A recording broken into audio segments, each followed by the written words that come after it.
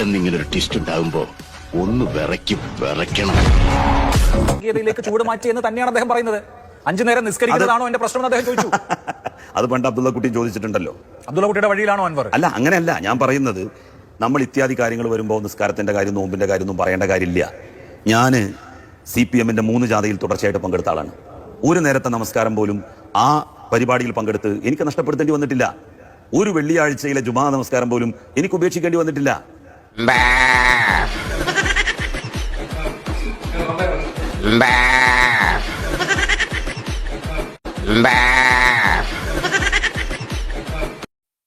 മതസ്നേഹമാണ് എനിക്ക് നോക്കേണ്ടത്. ഞാൻ നോക്കുന്നത് അതെ അതെ അതെ അതെ രാജ്യസ്നേഹമാണ്. വേണ്ടെന്നല്ല, എന്നാലും എനിക്ക് കുറച്ചുകൂടെ തോന്നുന്നു രാജ്യസ്നേഹമാണ് ആവശ്യം. സംഘടിത ശക്തി ഉണ്ടെന്നതിൻ്റെ പേരിൽ ഗവൺമെൻറ്റിനെ കൊണ്ട് എന്തും ചെയ്യിച്ചു കളയാം എന്നൊരു നിലപാട് ന്യൂനപക്ഷങ്ങൾക്കും ശരിയല്ലെന്നാണ് എൻ്റെ വ്യക്തിപരമായ അഭിപ്രായം. മുഖ്യമന്ത്രി എന്ന നിലയിൽ അവരെ ഉപദേശിക്കാനുള്ള ബാധ്യത എനിക്ക്. കേരള രാഷ്ട്രീയത്തിൽ ഇതിനു മുൻപോ പിൻപോ ഇത്തരമൊരു പ്രസ്താവന പ്രധാനപ്പെട്ട രാഷ്ട്രീയ നേതാക്കളിൽ നിന്ന് ഉണ്ടായിട്ടില്ല. കേരളത്തിൽ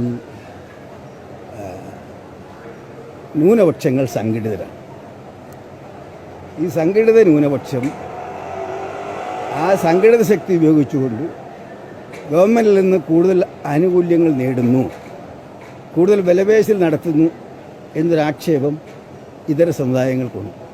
ഒരു 20 കൊല്ലം കഴിയുമ്പോൾ ഇന്ത്യ, കേരളം ഒരു മുസ്ലിം രാജ്യമാകും, ഭൂരിപക്ഷമാകും.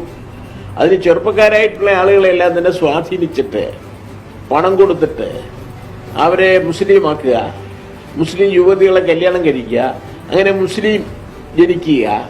ആ തരത്തിൽ ഇങ്ങനെ മറ്റ് സമുദായങ്ങളിൽ നിന്നെല്ലാം വ്യത്യസ്തമായിട്ട് മുസ്ലിം സമുദായത്തിന് ഭൂരിപക്ഷം ഉണ്ടാക്കുക എന്നുള്ള ഉദ്ദേശത്തോടു കൂടിയിട്ട് ഉള്ളൊരു